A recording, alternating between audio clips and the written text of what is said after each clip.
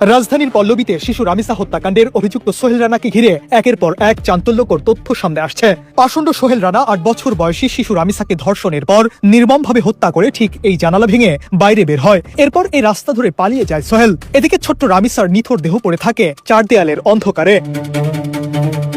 নাটোরের সিংড়া উপজেলার মহেশচন্দ্রপুর গ্রামের বাসিন্দা সোহেল প্রায় ৩ বছর আগে ঢাকা চলে যাওয়ার পর পরিবারের সঙ্গে সব ধরনের যোগাযোগ বিচ্ছিন্ন করেন।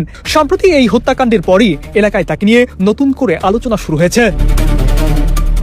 স্থানীয় সূত্রে জানা যায়, বাবা জাকির আলীর ৩ সন্তানের মধ্যে সবার বড় সোহেল রানা। এলাকায় তিনি রিকশার মেকানিক হিসেবে কাজ করতেন। তবে স্থানীয়দের অভিযোগ, কাজের পাশাপাশি তিনি জুয়া, মাদক ও বিভিন্ন অপকর্মের সঙ্গে জড়িয়ে পড়েন। তার বিরুদ্ধে চুরির অভিযোগও ছিল বলে দাবি করেন এলাকাবাসী। গ্রামের এক তরুণীকে বিয়ে করার পর তার সংসারে এক পুত্র সন্তানের জন্ম হয়।